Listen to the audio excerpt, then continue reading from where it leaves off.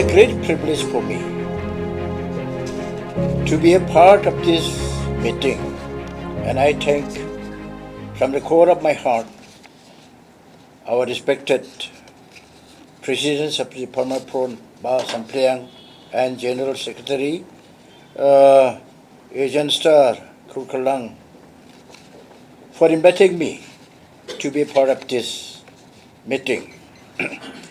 And it is a unique opportunity for me also to meet all the district presidents and secretaries of the farmers' fronts of different districts of Meghalaya. Very recently, our respected chairman of the farmers' front, he is very active. He had been to Garo Hills, he had been to my place also, had a farmers' front meeting there. And everybody took a very great interest. And he has given a number of application form also to join in the farmers' front.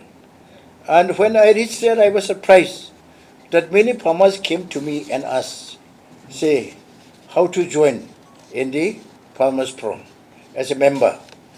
I told them, they say, whatever is there in the form, you fill it up and submit it to the concerned president or secretary, district secretary of the farmer front. Then they asked about the benefit. Since it is a new thing for me, I cannot clearly explain to them the benefit of joining the farmers front. Anyway, now, fortunately, I'm given the portfolio of agriculture in Meghalaya. Very recently, I have assumed the charge of agriculture, fishery, and tourism. Then I think I'll be able to do something for the farmers.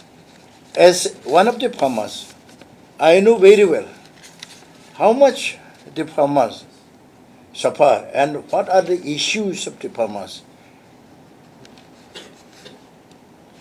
Who are living in the rural area.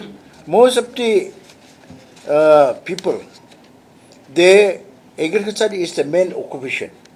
But there are many issues when we do the agriculture. The agriculture includes even these plantations of this arecanut, plantations of bay leaf, plantations of this black pepper, and even what is called the maintaining or farming of fish. These are all included in the agriculture. So agriculture is a vast subject. And many people you see in the village, they earn by the agriculture, by doing some agriculture. Some go for this arecanut plantation, and some go for this bay leaf plantation, some go for this broom plantation. But we cannot expect we cannot get the return as we expected, because there are a lot of issues we have to face. Sometimes you see, unfortunately, diseases are there, particularly those people who do this arecanut plantation. Many of them, you see, get a lot of problem because of the disease for the arecanut plant. Most of the thousands and thousands after thousands, the arecanut plant died because of this bad rot. So what is the cause of this bad rot? The farmers do not know. Even now also scientifically it is not proved that it is due to this disease. This bad rot disease is coming and attacking this butternut. Anyway, farmers get ruined because of this disease. Say some farmers were getting, say, 400 bags, even 1,000 bags of arecanut, and they used to sell at a price of 4,000, 3,500, or even 5,500 per bag. Then if you get 1,000 bags, so how much you'll be getting annually? So that is good, a good income. And with that good income, many families, they send their children to different schools to have a good education, who will be the future leaders or future administrator of the country. But due to this misfortune, many farmers had to lose their income, annual income. So when you go for this paddy plantation also, there are many diseases. After you have given enough labor to plant the paddies, then suddenly the disease come. Many farmers in the village, they do not know what are the diseases generally attack this paddy plant. Sometimes these leaves of the paddies get yellow color, and many farmers do not know what medicines they have to apply for that.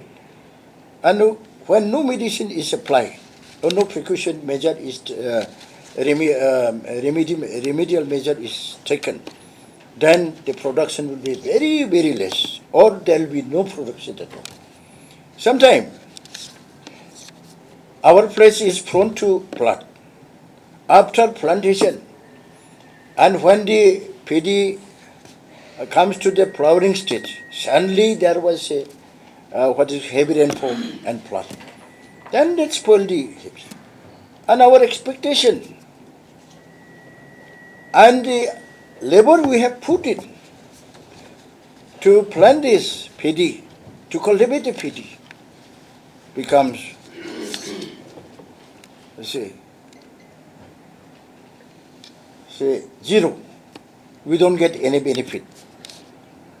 And our, how to survive. Our problem is to face how to survive for the next year. We have to find out some other ways and means. See, Meghalaya, though it is a very small state, we have different regions with different type of climate. So we have different problems in different regions.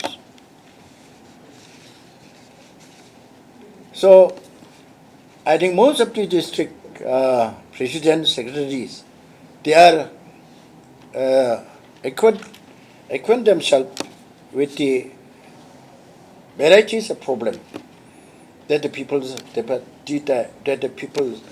farmers are facing in their own respective regions. So I'll be glad to hear from you the different issues you bring from the different regions. I may not be able to address all the issues, but I will have to discuss with the expert in the line and those who are dealing, officers who are dealing with these issues. After the thorough discussion with them, we'll have to find out ways and means to address this issue, how these issues facing by the farmers can be addressed. I have traveled different parts of East Kashi Hills and West Kashi Hills, even the Janti Hills also. There I have come across, some farmers in some parts of Meghalaya. They are doing this paddy cultivation, but they are following still the primitive method. They have not learned yet what is the benefit of doing these transplantations of the paddy. If you cultivate a paddy, if you want to get a good production, you have to do this transplantation. Without transplantation, there will be no good product produced from the paddy. In our area, we go for even double transplantation also to get more yield.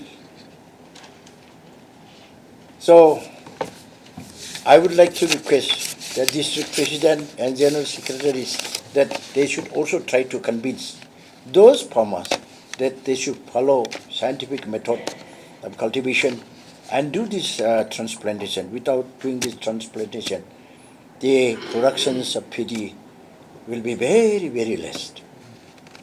And then, see, in Khasi Hills, in some parts, the soils are not so rich, very poor in fertility. So how to make up this poor fertility? How to make the soil fertile? As far as paddy cultivation is concerned, when the stubble is left in the ground, in some area the stubble is barren. That will spoil the fertility of the soil. Stubble must be allowed to be rotten in the ground itself, in the field. That is the way the fertility of the soil can be increased and can be maintained. In our area, we never burn the stubble. All the stubbles, whatever is left in the paddy fields, are left to be rotten there. Thereby, the same fertility is maintained. So, same method is to be. This is not actually, this is somehow a scientific method we inherited from generation to generation. And that is to be taught to our people in some areas, because they do not know that stubble is one of the means to maintain the fertility of the soil. So we have different vegetation in Garo Hills. We have so many weeds and so many tall grasses which make the soil fertile. But in Khasi Hills, in some area, say it is very rocky. And no weeds are there, only some grasses are there. So it does not make the soil fertile. So we have to do some experiment also. Bring those weeds which grow in Garo Hills and plant it in the Khasi Hills, so that it makes the soil fertile. So we have varieties of weeds. Say like this, we call it in our language, it's Meghalaya Budu, means it's a creeper. When it grows, means soil is fertile. And another creeper is also there, this known as wakme. When it grows very thick and it makes the soil very fertile.